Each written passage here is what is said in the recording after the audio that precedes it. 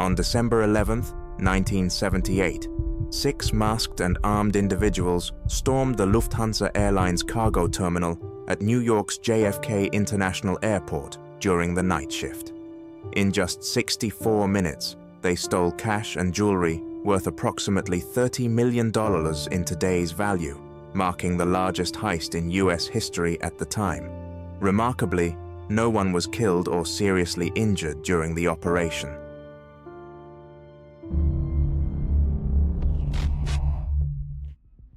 The mastermind behind the robbery was James Burke, better known as Jimmy the Gent or the Irishman.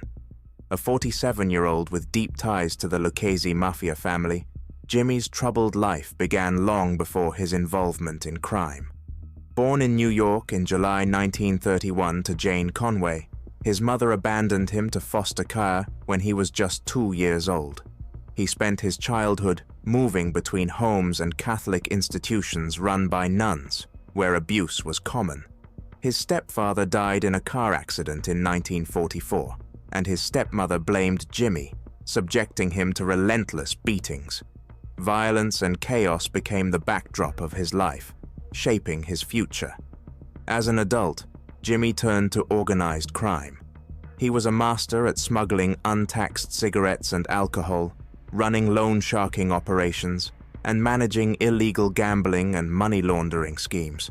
He also orchestrated robberies and cargo thefts in Queens and Brooklyn. Though never convicted of murder, Jimmy was suspected of being responsible for the deaths of 9 to 60 people, either directly or through orders. His Irish-American heritage allowed him more flexibility within the mafia world, which was typically dominated by Italian Americans. By aligning himself with the powerful Lucchese family, Jimmy gained influence and protection.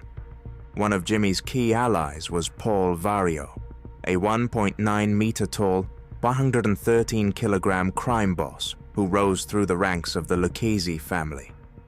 Known for his temper and brutality, Vario once sent men armed with baseball bats to attack restaurant staff after a waiter accidentally spilled wine on his wife. Despite his violent tendencies, Vario commanded a network of loan sharks, bookies, and smugglers, running operations out of a German bar and a junkyard in Brooklyn. Jimmy and Vario's partnership set the stage for the infamous Lufthansa Heist. The idea for the robbery came from Louis Werner, a cargo supervisor at Lufthansa. Deeply in debt due to gambling losses, Werner shared insider information about the untraceable cash and jewelry transported from Germany and temporarily stored in a secure vault at the airport. Werner and his accomplice, Martin Krugman, a wig salesman, approached Henry Hill, a mid-level gangster in Jimmy's crew, with the plan. Hill brought the idea to Jimmy, and the operation quickly took shape. Jimmy assembled a crew of seasoned criminals, including Thomas Desimone, Angelo Sepe, and Robert McMahon, as well as getaway drivers Frankie Burke and Parnell Edwards. The heist would use a stolen Ford Econoline van, and Werner provided detailed information about the vault's security system, which required 2 sequential codes to unlock. With everything in place, the plan was set into motion.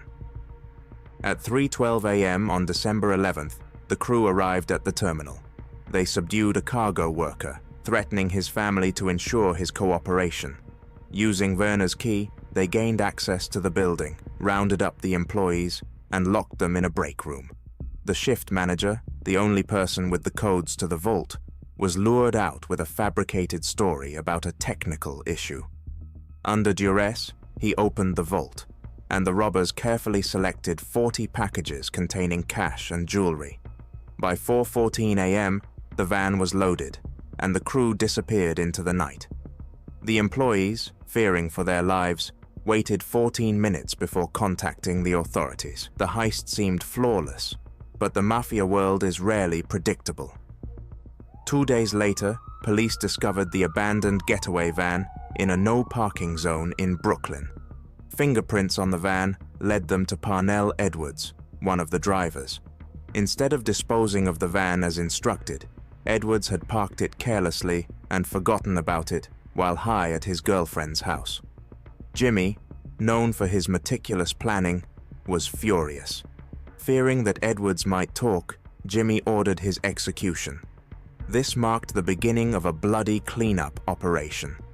Over the next 6 months, nearly everyone involved in the heist was eliminated, including Krugman, who had demanded his share of the loot.